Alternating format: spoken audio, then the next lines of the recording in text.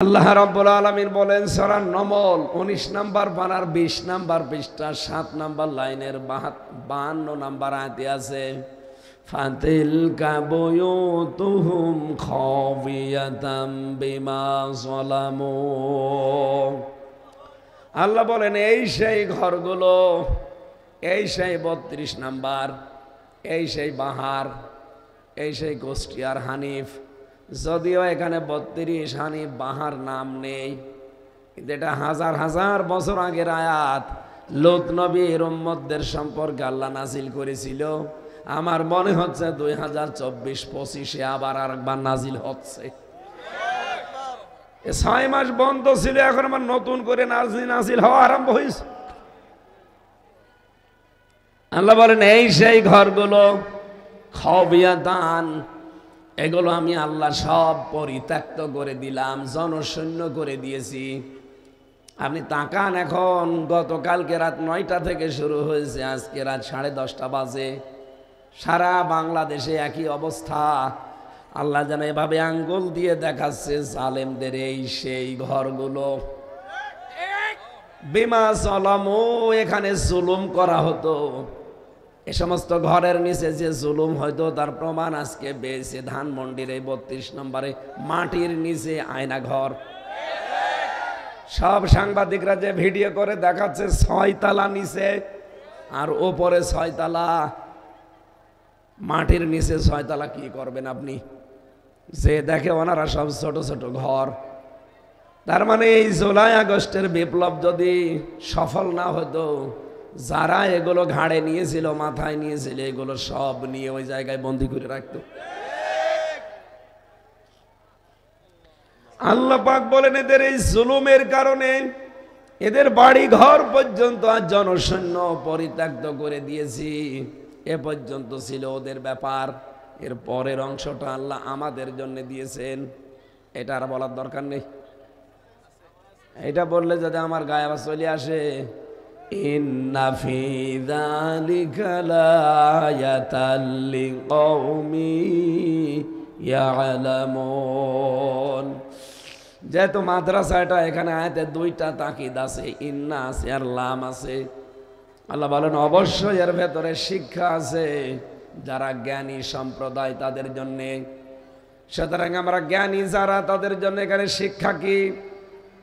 জালেমদের এত বড় শিকড় যদি আল্লাহ কেটে ফেলতে পারে, আপনি চিন্তা করতে পারেন ওদের শিকড় কত নিচে ছিল। বেশিরভাগ জালেমদের বাড়ির নিচে আপনি আয়না ঘর পাবেন, টর্চার সেল পাবেন। আমার কুষ্টিয়ার হানিফের বাড়ি, ওখান থেকে জুলুমের সবগুলো সাপ্লাই আসতো। কি করে কার জমি দখল হবে, কাকে সকালে মামলা দেওয়া হবে, কাকে মিথ্যা সাক্ষী দেওয়া হবে, সব ওখান থেকে দুর্বিসন্ধি করত। আর সকালবেলা ওগুলো সব প্র্যাকটিক্যাল কাজ করে বেড়াতো। আল্লাহ বলেন ওই জালেমদের জুলুমের জায়গাগুলো আমি আল্লাহ পরিত্যক্ত করে দিয়েছি। এই জন্য অনেকে এখন আওয়াজ তুলেছে ধানমন্ডির এই জায়গাটা যেহেতু আসল জায়গা, এখান থেকে সারা দেশে জুলুমের সাপ্লাই হতো।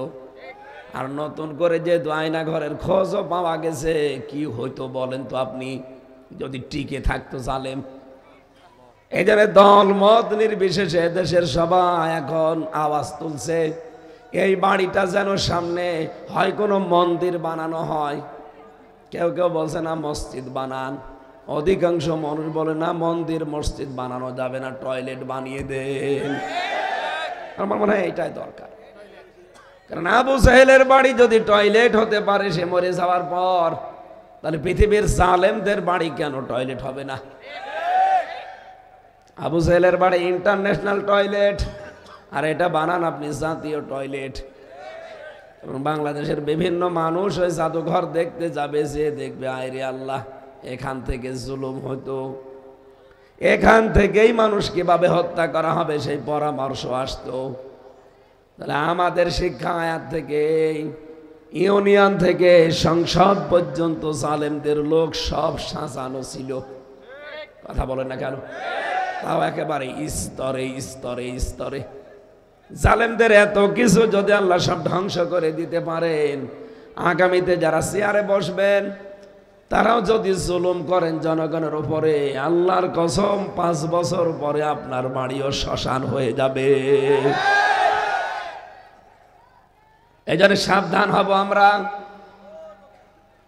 যারাই সামনে আসবেন তারা যেন জনগণের সেবক হয়, শাসক না হয়ে। কি কথা বলছেন এখানে? যারা এই স্লোগান দিয়ে কাজ করতে পারবে যে আমরা সামনে আসলে শাসক হব না সেবক হব, তাদেরকে দেওয়া লাগবে। আর যারা এখনই শাসক হওয়ার পায়তারা করছেন সেবক না হয়ে, সেবক হলে কোনো মানুষ চাঁদাবাজি করে? বলেন। জেলখানায় 3টা বছর দেখতাম যারা সেবক, তারা কত সুন্দর ব্যবহার করতো। এসে সেবকতে সেবকই, তারা সেবা করে, এই জন্য তাদের নাম সেবক দেওয়া হয়। মহিলা কারাগারে যারা সেবিকা, আর আমাদের পুরুষ কারাগারে এরা সেবক। হাসপাতালে যারা সেবা সেবিকা দেখবেন যারা নার্স, এই কথা বলেন না কেন? এরা খেদমত করে, সেবা করে, এই জন্যই সেবক সেবিকা নামই হয়ে গেছে। এই দেশের দায়িত্ব এখন একদল নিতে চাচ্ছে, যারা বলছে আমরা শাসক হব না সেবক হব। আছে না? কিন্তু কিছু মানুষ দেখছে না সেবক না, ওরা অলরেডি হায়নার মতো আচরণ আরম্ভ করে দিয়েছে। তারা থামবেন, তারা থামবেন। আপনি কায়কোবাদের বক্তব্য আমি ভিডিও 5 মিনিট একাধারে শুনেছি। লোকটা পাগল হয়ে গেছে। প্রবাস জীবনে থাকা কি কষ্ট এই লোকটা জানে। সর্বোচ্চ যিনি আছেন আপনাদের দলের তারেক জিয়া পর্যন্ত জানে যে প্রবাসে থাকা কি ঝামেলা। নিজের আপনজন আত্মীয় স্বজন সব কিছু বাদ দিয়ে দূর দেশে পড়ে থাকা। হজে যে মাত্র কয়দিন থাকি তাই আমার মন ঠিকতে চায় না। কয়দিন আগে মালয়েশিয়া মাত্র 10 দিন, তাই মন কত শক্ত করে বেঁধে রাখলাম। সিঙ্গাপুরে মাত্র 3 দিন, 3 দিনেই মনে হচ্ছে অতিষ্ঠ হয়ে গেছি, কখন বাড়ি যাব। আর আপনাদের নেতা, আমাদের অনেকের নেতা আজ বসে আছে, কেউ কেউ 10 বছর 15 বছর 17 বছর দেশে আসতে পারে না। তারা এই জন্য চেষ্টা চালাচ্ছে যেন সামনে আমরা এসে জনগণের সেবক হতে পারি। সুবহানাল্লাহ বলতে পারেন না? কিন্তু যদি কেউ সেবকের নাম নিয়ে শাসক হয়, তারও পরিণতি এই ফ্যাসিস্টের মতো হবে। আমরা আশা করব আগামীতে যারা আসবেন কোরআনের জন্য দেশটা উন্মুক্ত করে দেবেন। কি কথা বলেন না কেন? এর শিক্ষা, এর প্রসার, এর প্রচার, এটা কায়েম করা এই দেশে যেন সহজ হয়ে যায়, সেই ব্যবস্থা যারা করবে এদেশের মুসলমান তাদের পক্ষে আছে। শুধু মুসলমান না, অন্য জাতির লোকেরা।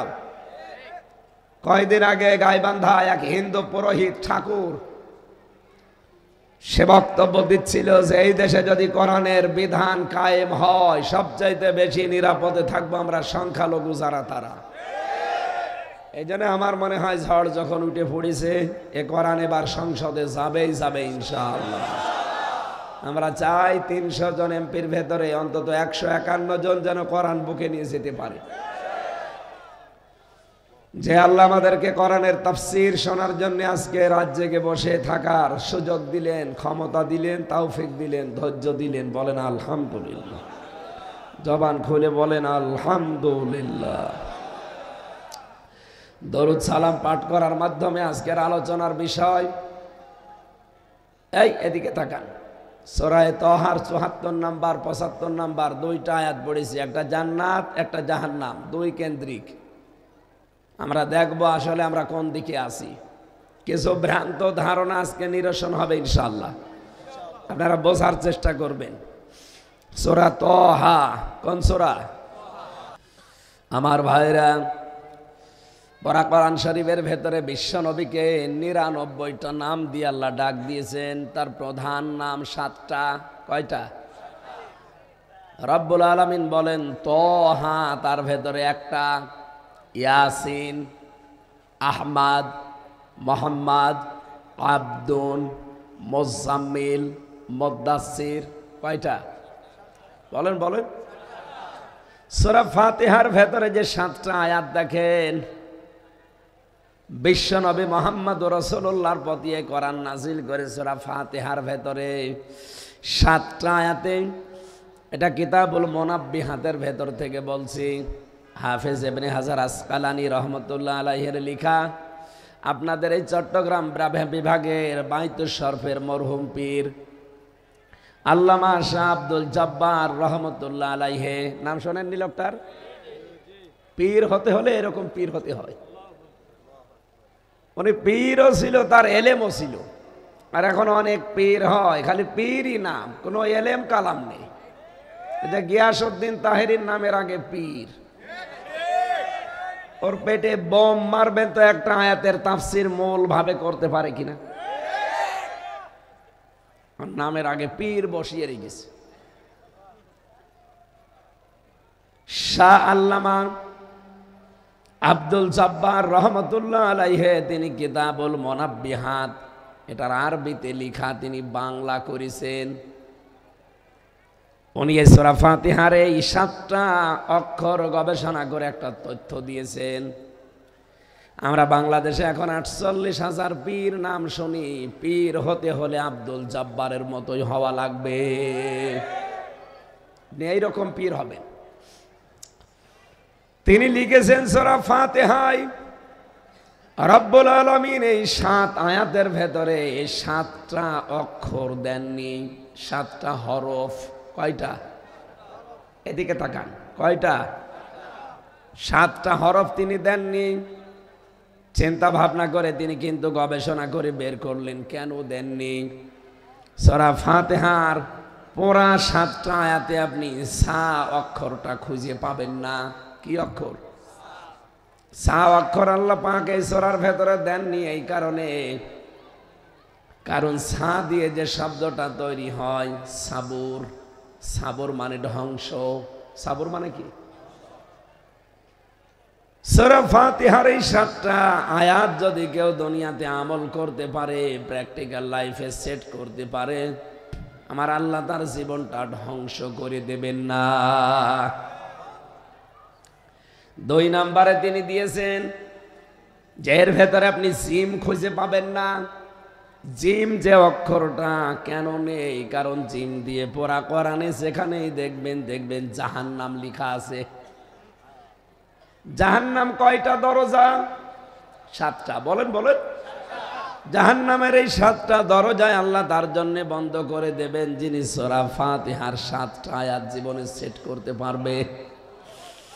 সূরা ফাতিহাতে 3 নাম্বার তিনি দিয়েছেন খ অক্ষর পাবেন না। খ দিয়ে আপনি শব্দ তৈরি করতে পারেন খব্বারি, এর বাংলা অর্থ হচ্ছে ভব ঘুরিয়ে। খবারি মানে কি? খব্বারি মানে ভব ঘুরে, যার কোনো কাজ কাম নেই, উদ্দেশ্য নেই। এর আরেকটা অর্থ আছে লম্পট। এই পৃথিবীতে সূরা ফাতিহার 7টা আয়াত যদি কারো জীবনে সেট হয়ে যায়, সে কোনোদিন লম্পটগিরি করবে না। আজ লম্পটের অভাব আছে দেশে। আমি নাম নিলাম না, ওদের নাম নিতেও আমার ঘৃণা লাগে। 4 নম্বরে আপনি শিন পাবেন না। শিন দিয়ে শব্দ তৈরি করা যায় শাখাওয়াত। শাকাওয়াত না, শিন দিয়ে শাকাওয়াত হলে সৌভাগ্য, আর শিন দিয়ে শাকাওয়াতুন মানে দুর্ভাগা। কোরআনে কারিমের সূরা ফাতিহার 7টা আয়াত জীবনে থাকলে আপনাকে আল্লাহ দুর্ভাগা করে দেবে না, আপনার ভাগ্য সুপ্রসন্ন হয়ে যাবে।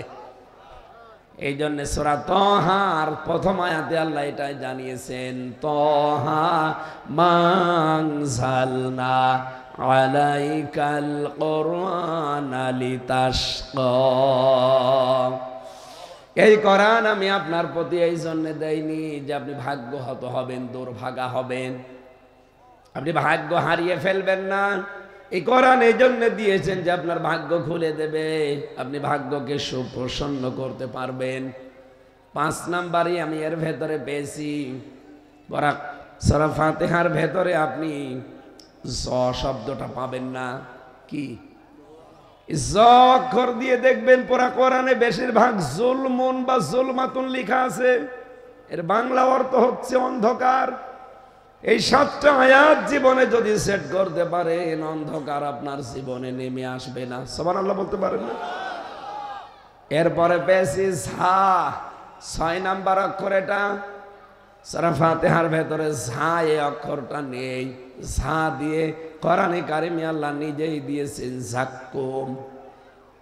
এটা জাহান্নামী মানুষদের খাবার।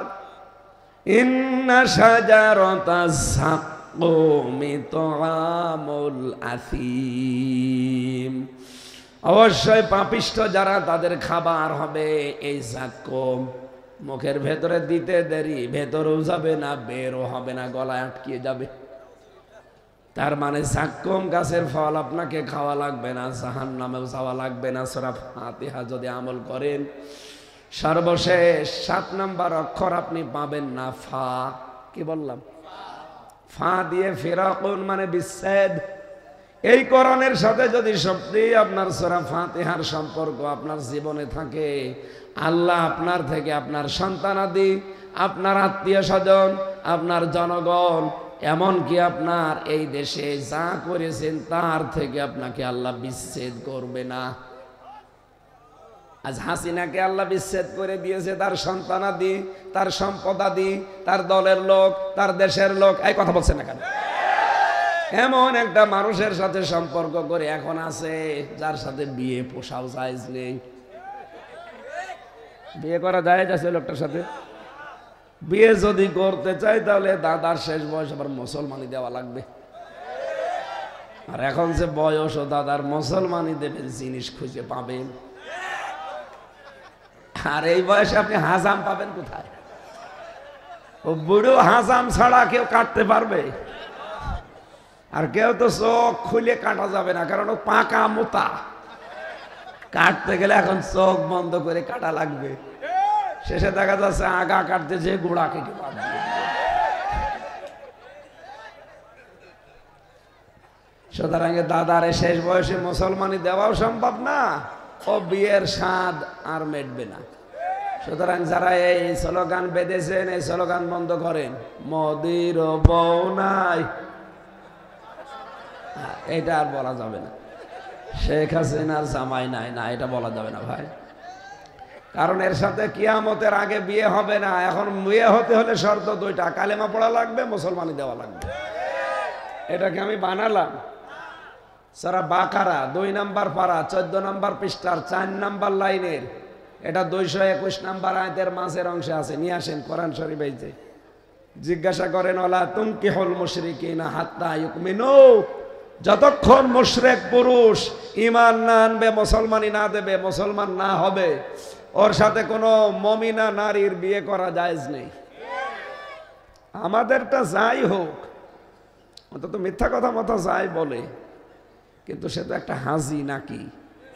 কথা বলে না কেন? সে একটা মুসলমান হাজি না? যদিও তার হজের একটা কথাও সে ঠিক রাখে নাই।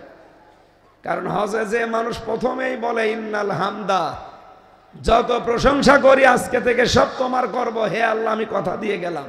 অথচ বাংলাদেশে এসে যত প্রশংসা সব বাবার প্রশংসা। তার মানে তার নিজের কথাই ঠিক নেই। এই কথা বলেন না কেন? 2 নম্বরে বলা হয় অন্যায়মাতা লাকা, যত নিয়ামত আমাকে দিয়েছে সব তোমার জন্য ব্যয় করব। অথচ ক্ষমতা আল্লাহর নিয়ামত না? এই কথা বলে না কেন? এই নিয়ামত বেশে আল্লাহর আইনগুলো আরো তুলে দেওয়ার চেষ্টা চালিয়েছে। 3 নম্বরে বলা লাগে বল মুলকা লাকা, আমি যদি রাজ্য রাজনীতি দেশে যেয়ে করি তোমার জন্য করব, আর এসে আরো আল্লাহর রাজনীতি বন্ধ করে দেয়।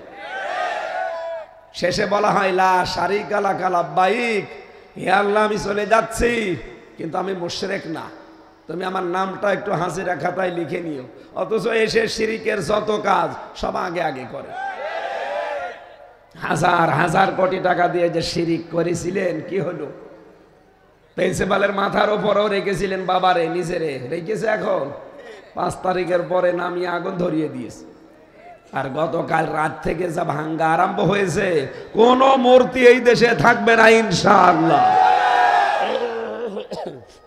এতে যদি আবার ছেলে যাওয়া লাগে আমরা যেতে রাজি আছি না। এদেশে কোনো মূর্তি থাকবে না। মূর্তির সংস্কৃতি এটা মুশরিকদের। আমরা কি মুশরিক? হ্যাঁ, হিন্দুরা যদি তাদের মূর্তি বানিয়ে পূজা করে বাড়ির ভেতরে, ঘরের ভেতরে, মন্দিরে, কোনো অসুবিধা নেই, করবে তারা। কিন্তু আমরা মুসলমান দাবি করে কোনো মাথার উপরে মূর্তি দেখতে চাই না। আগামীতে এই দুঃসাহস কেউ দেখাবেন না।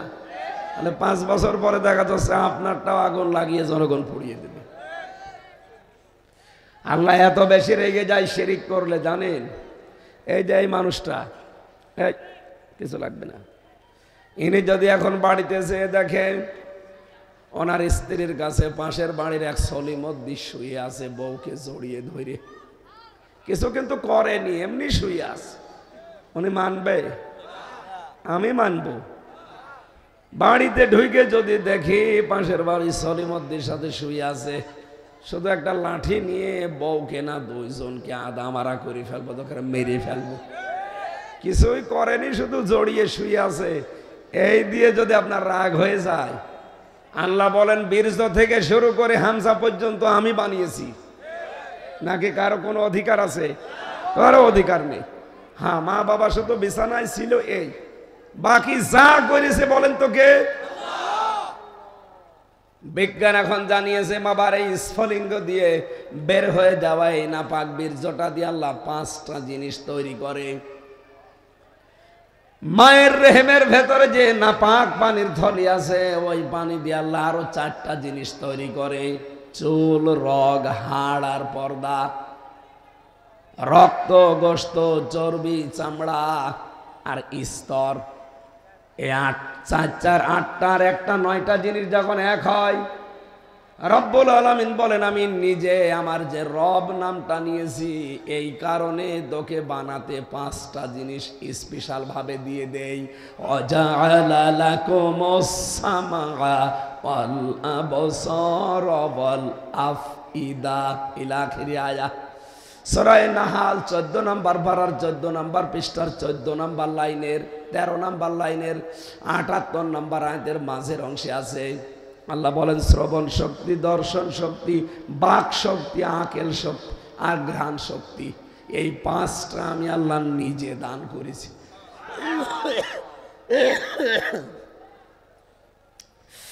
8, 5, 13টা জিনিস যখন এক হয়ে যায়, আল্লাহু আখরাজাকুম মিন বুতুনি উম্মাহাতিকুম লা তা'লামুনা শাইআ, তখন আস্তে করে বাচ্চার আকারে ওকে বের করে দেওয়ার জন্য জিনিসপত্র সাজায়। কমপক্ষে 360টা হাড় দেয়, এক একটা হাড় শরীরের ভেতরে এক এক রকম। যত হাড় প্রকার আমাদের শরীরে আছে, সব হাড় যদি একরকম হতো জীবনও চলাফেরা করতে পারতেন না। কথা বলেন না কেন? শুধু হাড় দিয়েই শেষ করে দেয়নি, প্রতিটি হাড়ের সাথে আমি জয়েন্ট দিয়েছি। এই জয়েন্টগুলো যদি না দিতাম কোনো জিনিস ধরতেও পারতিস না। তোর এই 3.5 হাত বডির ভেতরে 9768 প্রকার চামড়া দিয়েছি, এক এক জায়গার চামড়া এক এক রকম, এক চামড়ার সাথে মেলে না। এমনকি আমার চামড়ার সাথে যদি ভাইয়ের চামড়া আপনি দেখেন মনে হচ্ছে একরকম, ওনার চামড়া কেটে যাক, ফেটে যাক, ছিঁড়ে যাক, আমার চামড়া লাগিয়ে দেবেন, পছন্দ ধরবে? কে পরীক্ষা করে দেখেন। ওনার চামড়া যদি কেউ ভালো বানাতে চান, তাহলে ডাক্তারদের উচিত হবে ওনার শরীরের এই 9768 প্রকার কোন জায়গার চামড়া কেটে ওখানে লাগানো লাগবে। আপনি কোনোদিন চিন্তা করেছেন কেন আমার চামড়া লাগে না ওনার শরীরে? কেন? কোরআন হাদিসের বর্ণনা এই, এ পৃথিবীর বান্দা বান্দিরা, তোর চামড়া এর চামড়ার সাথে মেলে না, আর কিয়ামতের দিন ও তোর বোঝা, পাপের বোঝা বহন করে দেবে। ও বলে আর তুই বিশ্বাস করিস? ও তো একটা ভণ্ড আর তুই পাগল। ও বাংলার মুসলমানেরা, কেউ কারো বোঝা বহন করবে না। ওয়ালা তাসিরু ওয়াসিরাতু বিসরা উখরা, কিয়ামতের দিন যার বোঝা তার বহন করা লাগবে। কথা বলেন ঠিক কিনা? কেউ কারো বোঝা বহন করবে? আরো জোরে বলেন না। সুতরাং যে ভণ্ড পীরগুলো এই কথা ছড়ান যে তোর কোনো চিন্তা নেই, তোর বাবা আছে, ওটা একটা ভণ্ড। কেউ কারো বোঝা বহন করবে না কিয়ামতে। এই জন্য চামড়ার সাথেও চামড়ার মিল নেই। আরো কয়েকটা জিনিস আমি দেখেছি মেলে না, তার ভেতরে হাতের এই আঙ্গুলের ছাপ, এর ভেতরে 153টা রেখা আছে। কিন্তু কারো সাথে কারো রেখা আজ পর্যন্ত মেলেনি, কিয়ামত পর্যন্ত মিলবেও না। যদি কারো সাথে কারো রেখা মিলেছে তো কারো জমি জায়গা ঠিক থাকতো, সব জাল দলিল করে নিয়ে নিতাম। আরো একটা আশ্চর্য আমি কয়েকদিন আগে পেয়েছি, এই ছেলে যাওয়ার আগে। আমার শরীরের এই যে বিশেষ করে এই জায়গাটুকু যেখানে 153টা রেখা আছে, এইটা আর এইটা, এই জায়গা থেকে যদি আপনি ছুরি দিয়ে কেটে কেটে সব রেখাগুলো তুলে ফেলেন, দেখবেন কিছুদিন পরে যখন এটা ভালো হয়ে যাবে ওই রেখাগুলো আবার আগে যা ছিল তাই হয়ে যাবে। আমি নিজে এটা প্রমাণ করেছি যে এই জায়গাটা 19 সালে কেটে গিয়েছিল।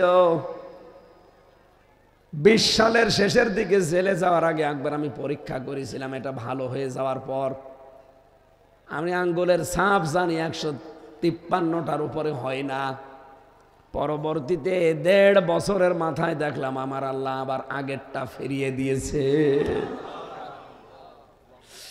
3 নম্বরে আপনি দেখবেন মানুষের ভেতরে 3 নাম্বার যেটা বেশি সেটা হচ্ছে এই যে এই কণ্ঠের স্বর।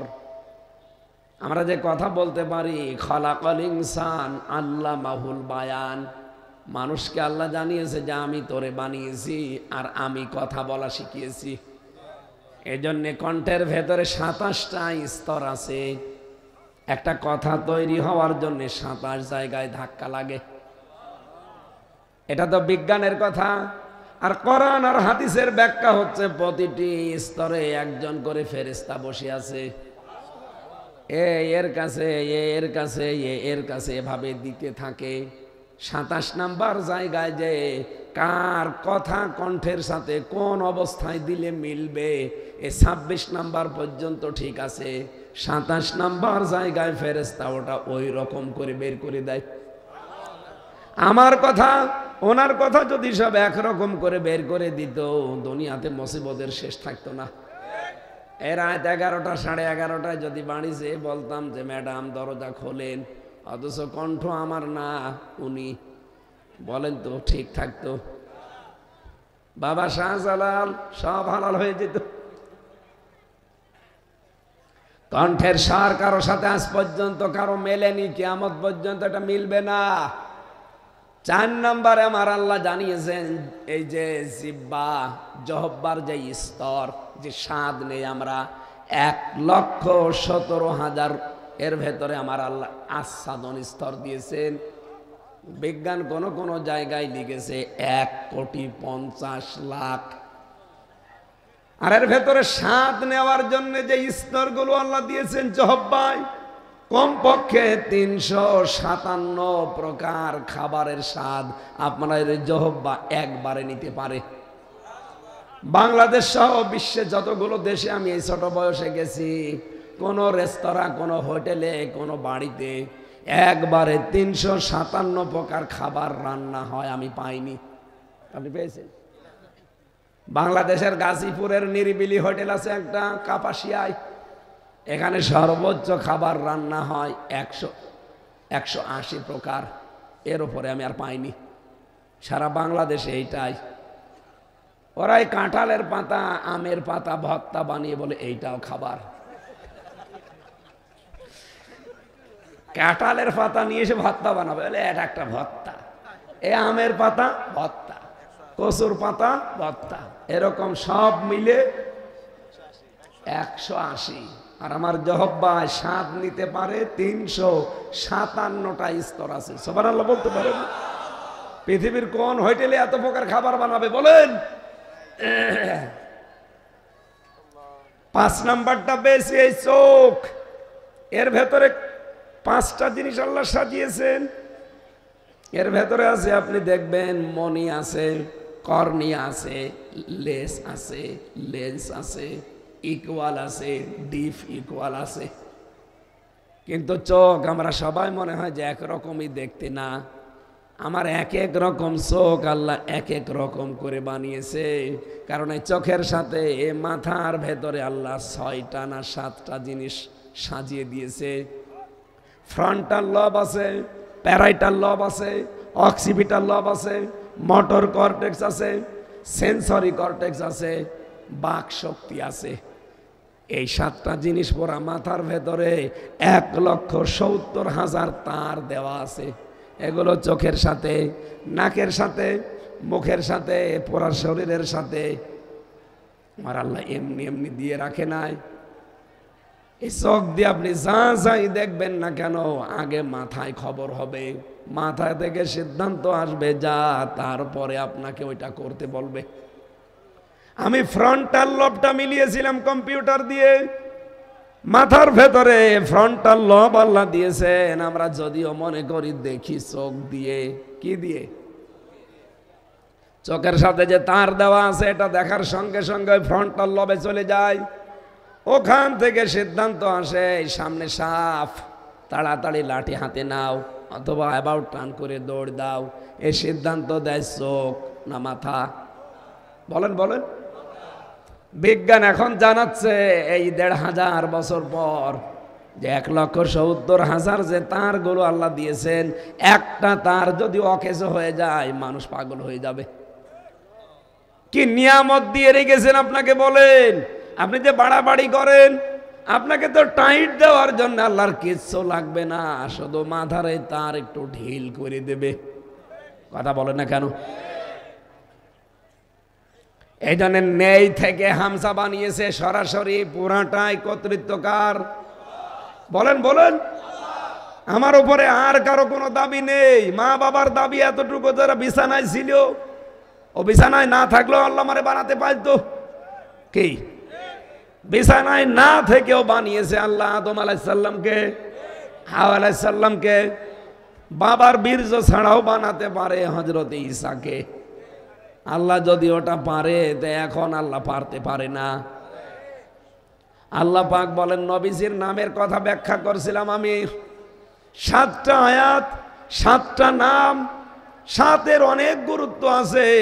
আজকের আলোচনাও 7, কারণ জাহান্নামের দরজা কয়টা? আরো জোরে। জাহান্নাম কিন্তু একটা, দরজা। এই যে এখানে যে মাদ্রাসা আছে, মাদ্রাসা কয়টা? দরজা আছে হয়তো 12টা, যে এখানে ফাজেল পর্যন্ত আছে। এই 12টা ক্লাসে 12টা ক্লাসরুম আছে, আলাদা আলাদা আছে না? যে যেই ক্লাসে পড়বে ওই ক্লাসে এসে প্রবেশ করবে। কথা বলে না কেন? ক্লাস 1-এ যে পড়ে সে ফাজেলে ক্লাস করতে পারবে, আর ওই ক্লাসে তারা ঢুকতে দেবে?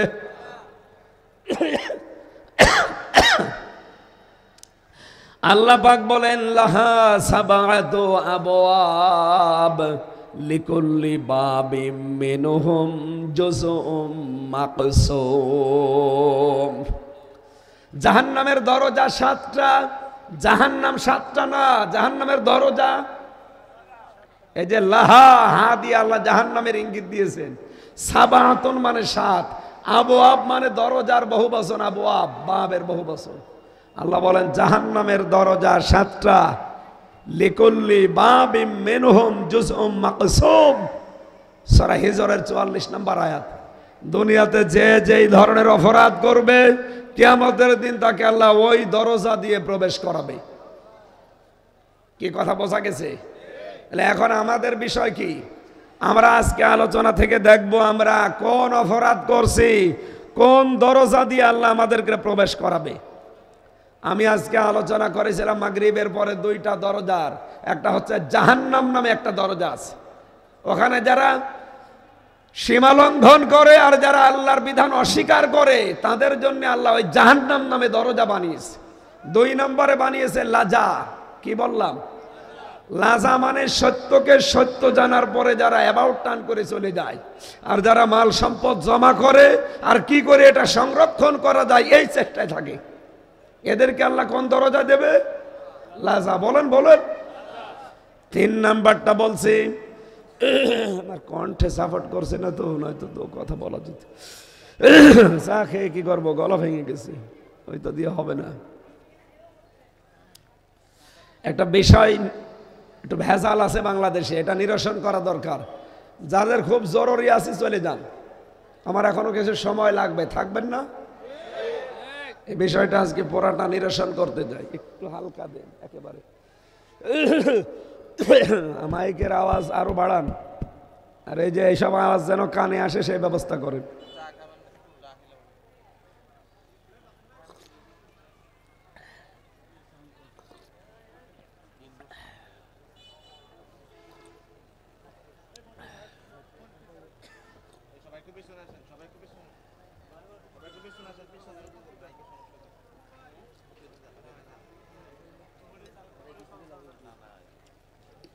এখান থেকে একটু পিছিয়ে বসা যায় না, এই আওয়াজটা?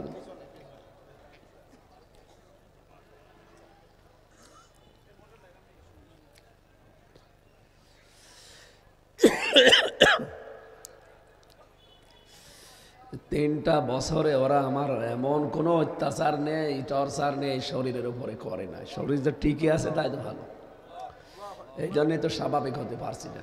এত পাওয়ারওয়ালা ঔষধ খাচ্ছি কিন্তু না। ডাক্তাররা বলছে সব বাদ দিয়ে মুখে টেপ মেরে পড়ে থাকেন, এমনি আস্তে আস্তে শরীর ঠিক হয়ে যাবে। টেপ মেরে পড়ে থাকলে আপনারা তো গালি দেবেন, দাওয়াত নিয়ে আসে নাই। আমি যে এদিকে পারছি না। পরশু দিনও বলেছিলাম যে মাহফিলগুলো বন্ধ করেন, অন্তত 4-5টা বন্ধ করে দেন, যেন স্বাভাবিক হয়ে আবার শুরু করেন। আসলে কিছু বলারও নেই। আপনারা তো আয়োজন করেন 1-1.5 মাস ধরিয়ে, হঠাৎ করে যদি 1-2 দিন আগে মানা করে দিই তাহলে কীরকম হয় না? আমি পারছি না, তারপরও জোর করে নিয়ে এসে তুলে দিচ্ছেন। এখানে একটু বাতাস দেন তো, এই জায়গায় গা ঘেমে যাচ্ছে। 2 মিনিট দেন, তারপরে বন্ধ করে দিন। আল্লাহ রাব্বুল আলামিন বলেন, ওয়া আম্মা মান খাফফাত মাওয়াজিনুহু ফাউম্মুহু হাওিয়া ওয়া মা আদরাকা মা হিয়া নারুন হামিয়া। 3 নম্বর জাহান্নামের একটা দরজা আছে, নাম হাবিয়া। নাম কি? নাম শোনেননি কোনোদিন? এটা জ্বলন্ত আগুন, এর ভেতর আর কিছু নেই, খালি আগুনই। নাম শুনে বোঝা যাচ্ছে এটা কেমন হতে পারে। আল্লাহ পাক বলেন এখানে কাদেরকে ঢোকাবো, প্রবেশ করাবো জানো? ওয়াম্মা মান খাফফাত মাওয়াজিনুহু, যাদের ওজন হালকা হবে। কি কি হালকা হবে? এখানে ওজন শব্দটা শুনলে আমাদের মনের ভেতরে চিন্তা ভাবনা চলে যায় যে এটা মনে হয় মিজানের পাল্লার কথা বলা হচ্ছে নাকি? কিয়ামতের দিন নেকি আর বদি ওজন দেওয়া হবে, শোনেননি? আল্লাহ বলেন তাদের নেকির পাল্লা হালকা হয়ে যাবে। ফাউম্মুহু হাবিয়া, তাদের আশ্রয়স্থল হবে তাদের মা। আল্লাহ কেন জাহান্নামে হাবিয়ার নাম মা বললেন? এই পৃথিবীর ময়দানে দেখবেন, পৃথিবীতে যে কেউ হোক তার আশ্রয়স্থল, নিরাপদ জায়গার নাম মায়ের কোল। কি? জাহান্নামী যারা, পাপিষ্ঠ যারা, ইন্নাহু মাইয়াতি রাব্বাহু মুজরিমান ফাইন্না লাহু জাহান্নাম, কেউ যদি অপরাধ করে তার রবের কাছে যায়, তার স্থান আল্লাহ দেবে ওই পাপিষ্ঠের জন্য জাহান্নাম। লা ইয়ামুতু ফিহা ওয়ালা ইয়াহইয়া, ওখানে যে লোকটা মরবেও না বাঁচবেও না, বাঁচা মরার মাঝখানে থাকবে। ও কুমিল্লাবাসী, আমার সাথে আপনি একমত হবেন কিনা জানি না, যেহেতু অনেক আলেম আছে, চিন্তা ভাবনা আরো করার জন্য বলছি আপনাদেরকে। আপনি পোড়াটাই আগুন, পোড়াটাই কি বাংলা অর্থ ছিল। আধুনিক তাফসিরগুলো আমি মিলালাম, চিন্তা ভাবনা করলাম। পৃথিবীতে ওজনের কথা বললে মানুষ খুব ভালো বোঝে, ওজনের কথা বোঝে না? এবার আসেন তো, ওজন করার প্রতিটি জিনিসের নাম আমরা আলাদা আলাদা রেখেছি। এই যে স্টেজটা যদি কেউ এখন বলে যে এটা একটু মেপে দেন তো, দাড়ি পাল্লায় তুলে দেবেন, হ্যাঁ, এটা মাপার জন্য আলাদা একটা যন্ত্র আছে, তার নাম গজ, ফিতা। কি এ পর্যন্ত জানেন না? এটা যদি গজ দিয়ে মাপেন, ফিতা দিয়ে মাপেন, তাহলে বুঝতে পারবেন এটা কয় মিটার আছে। কি এই যে এই জমিনটা সামনে পড়ে আছে, যদি বলা হয় যে ভাই এটা মেপে দেন, দাড়ি পাল্লায় তুলে দেবেন যে কয় কেজি দেখি, এটা মাপার জন্য গজ লাগবে, ফিতা লাগবে। এটা বুঝেছেন কিনা বলেন? এই যে আমাকে চা দিচ্ছে, আমি যদি বলি চাটা মেপে দেন তো ফিতা দিয়ে মাপবেন? এটার জন্য সিসি আছে, লিটার আছে, এটা কতটুকু দিচ্ছে লিটারের ভেতরে দেবেন, সিসি দিয়ে মাপ দেবেন, আপনি বলে ফেলতে পারবেন। তার মানে এটার জন্য মাপের যে আলাদা যন্ত্র তার নাম সিসি, তার নাম কি লিটার। এখন যদি বলে কোরআন শরীফটা মেপে দেন, তো একটা একটা করে অক্ষর তুলে তুলে মাপবেন। এটার জন্য মাপার যন্ত্র, দাড়ি পাল্লা, বাটখারা, এই কথা বলছেন না কেন? কতটুকু আছে, কয় কেজি হবে, 2 কেজি না 1.5 কেজি, এটা বলা যাবে না তখন। এটার জন্য যে মাপের যন্ত্র তার নাম হচ্ছে কেজি, বাটখারা, আর কি বলে স্কেল। এবার আসেন বাস্তবতায়। কিয়ামতের ময়দানে আল্লাহ যা বললেন, মাওয়াজিনুহু, যার ওজন হালকা হবে, খাফফাত। কিয়ামতের দিন আল্লাহ যেটা মাপবেন আমরা সবাই জানি, তার নাম আমল। তার নাম কি? হয় বদ আমল, নাই নেক আমল। কথা বলেন না কেন? যেহেতু আমরা অনেকেই মনে করি দাড়ি পাল্লায় আল্লাহ তুলে দিয়ে মাপবে, এইদিকে বদ আমল, এইদিকে নেক আমল, এভাবে তো নাকি? আপনার এই বাংলাদেশে কোনো পাগলও বিশ্বাস করবে যে আমল দাড়ি পাল্লা দিয়ে মাপা যায়? আমল মানে কি বলেন তো?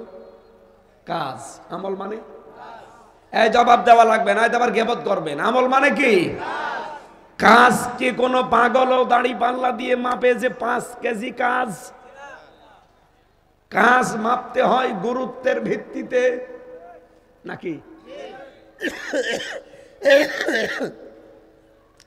প্রিন্সিপাল সাহেব আমাকে একটা কাজ দিয়েছে, এই কাজটা উনি মাপবেন কি করে, উনি দেখবেন কি করে কাজটা? উনি গুরুত্বের ভিত্তিতে দেখবেন যে কাজটা গুরুত্ব দিয়েও হামসা করছে কিনা। কথা বলেন না কেন? এবার আসেন এই যে স্টেজ, এটার গুরুত্বপূর্ণ জিনিস আছে 2টা, একটা খুঁটি আর একটা সামিয়ানা। কি? এই 2টাই গুরুত্বপূর্ণ। এখানে গুরুত্বহীন অনেক জিনিস আছে। এই টেবিলটা, এই টিস্যুর বক্স, এই চায়ের কাপ, এই যে সামিয়ানাটা, এক কথা বোঝা লাগবে। এইগুলো যদি না থাকতো কেউ স্টেজ বলতো না। একজন বলছেন না, ওর মাথায় একটা লাঠি দিয়ে বাড়ি মারেন তো। এখানে স্টেজ হওয়ার জন্য আমার প্রথম শর্ত হচ্ছে খুঁটি লাগবে, 2 নম্বরে সামিয়ানা লাগবে। খুঁটি আর সামিয়ানা বাদ দিলে স্টেজ হবে? খুঁটি আর সামিয়ানা যদি থাকে, বাকি যদি কিচ্ছু না থাকে, তাও মানুষ বলবে এটা স্টেজ। আল্লাহ পাক বলেন কিয়ামতের দিন আমি গুরুত্বের ভিত্তিতে তোর আমল মাপবো, কাজ মাপবো। কিয়ামতের ময়দানে গুরুত্বের ভিত্তিতে যেহেতু মাপা হবে, আমি আবার আলেমদেরকে ক্ষমা চেয়ে নিচ্ছি, আপনি চিন্তা ভাবনা আরো করবেন। আমার ছোট মাথায় তো চিন্তা ভাবনা এটা ভুলও হতে পারে, আপনি একমত নাও হতে পারেন।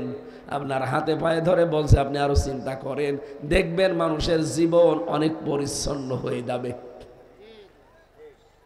কিয়ামতের দিন সবাই বিশ্বাস করেন যে আমল মাপবে, আমল মানে কাজ, নাকি আমল মানে অন্য কিছু আছে? নেই, আমল মানে কাজ। আর কাজ মাপে মানুষ দাড়ি পাল্লা দিয়ে না, কাজ মাপে গুরুত্বের ভিত্তিতে। তাহলে কোরআনে কারিমে আল্লাহ গুরুত্বপূর্ণ কাজ কয়টা দিয়েছেন? 500। কয়টা? পুরা কোরআনে শরীয়তের বিধান আপনি 500 পাবেন। এই 500টা গুরুত্বপূর্ণ কাজ আপনার জীবনে থাকা লাগবে। কি কথা বলে না কেন? এ বাংলাদেশে বহু মানুষ আমরা দেখি 499টা মানে, কিন্তু একটা মানে না। বলেন তো এখানে গুরুত্বপূর্ণ যে 2টা বললাম, সামিয়ানা আর খুঁটি, একটা যদি না থাকে আর একটা টিকে থাকবে? আরো জোরে বলেন। শুধু খুঁটিয়ে টাঙিয়ে রাখলেন, কেউ বলবে এটা স্টেজ। শুধু সামিয়ানা দিয়েছেন, দেবেন কোথায়? কেউ বলবে এটা স্টেজ। তাহলে গুরুত্বপূর্ণ এই 2টাই লাগবে। এই জন্য যত ফরজ বিধান আল্লাহ কোরআনে দিয়েছেন, দেখবেন তার ভেতরে আবার আলাদা আলাদা কিছু ফরজ আছে। যেমন নামাজ ফরজ। কি? নামাজের ভেতরে আলাদা ফরজ আছে না? নামাজ কি? বলেন না কেন? এই নামাজের ভেতরে ফরজ কয়টা? 17টা 13টা না, আমার গলা ভাঙা এক, আর আপনাদেরও আমি সাড়া পাচ্ছি না। কথা কি বুঝতেছেন না, না সাড়া দেন না? বুঝতেছেন? নামাজের ভেতরে বাইরে ফের ফরজ মিলে কয়টা? 13টা। 12টা আদায় করলেন, একটা করেননি, আপনার সওয়াব হবে 12টা। কয়টা? একটাও হবে না, শূন্য, জিরো, কিচ্ছু হবে না। এখন যদি বলেন না আমি 12টা ফরজ আদায় করলাম, একটা করি নাই, অন্তত আমার 5টা সওয়াব দেন, হবে? এটা যেমন সহজে বুঝে ফেলেছেন, এই কোরআনে আল্লাহ 500 শরীয়তের বিধান দিয়েছেন ফরজ। 499টা মানেন, একটা মানেন না, আরো বিরোধিতা করেন। কিয়ামতের দিন যখন আল্লাহ আপনাকে মাপ দেবে, তখন আপনার হবে জিরো, শূন্য। আমি আশা করছি আপনি কথা বুঝেছেন। এরপরও যদি না বোঝার ভান করে থাকেন, এদিকে আসেন, কানের নিচে এমন জোরে 2টা দেব, সব বুঝে ফেলবেন। তাহলে গুরুত্বের ভিত্তিতে মাপ দেওয়া হবে কিয়ামতে। সুতরাং আমাদের উচিত গুরুত্বপূর্ণ কাজগুলো আগে করা। গুরুত্বপূর্ণ কাজ নামাজ, আর কথা বলছে না কেন? গুরুত্বপূর্ণ কাজ ইলম শিখা, গুরুত্বপূর্ণ কাজ রোজা রাখা, গুরুত্বপূর্ণ কাজ সুদ ছেড়ে দেওয়া, গুরুত্বপূর্ণ কাজ যাকাত দেওয়া, গুরুত্বপূর্ণ কাজ ইসলাম কায়েম করা। আর এগুলো সব করবে ফেরেশতারা। এই যে আসল জায়গায় চলে এসেছে। 500টা ফরজ আছে এরকম, নামাজ, রোজা, হজ, যাকাত, সুদ ছেড়ে দেওয়া, ঘুষ ছেড়ে দেওয়া, অর্থনীতি জাকাত ভিত্তিক করা, দিন কায়েম করা, এগুলো সবগুলো ফরজ। সবগুলো কি? 499টা মানেন, একটা মানেন না,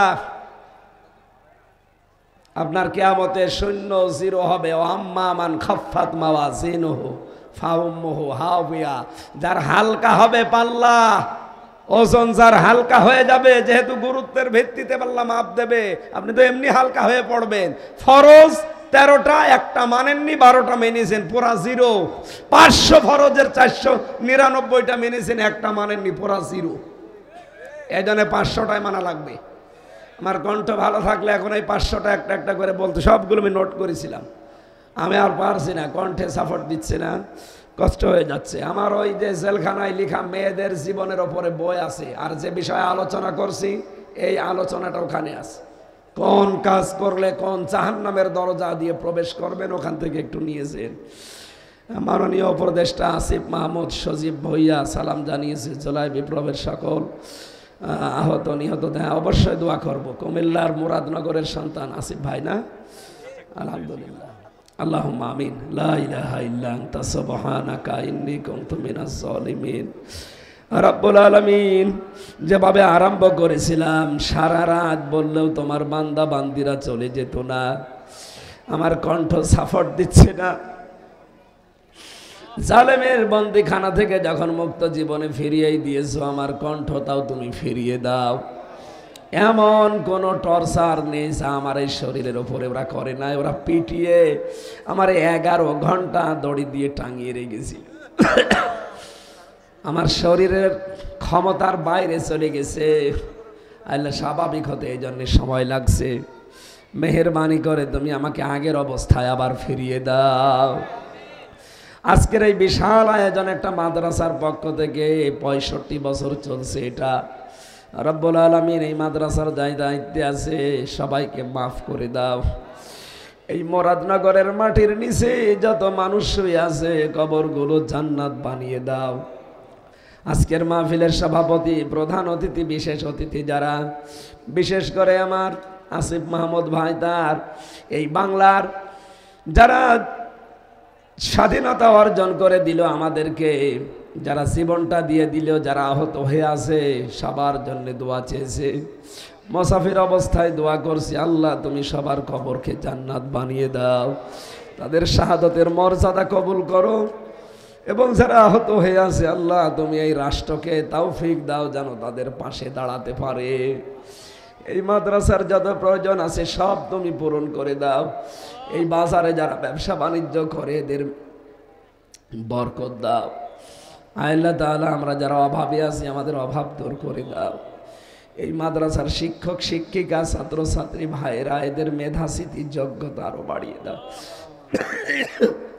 আমার কণ্ঠের কারণে আল্লাহ তুমি দেখতে পাচ্ছ আমি শেষ করে দিয়েছি। লা ইলাহা ইল্লাল্লাহু মুহাম্মাদুর রাসূলুল্লাহ।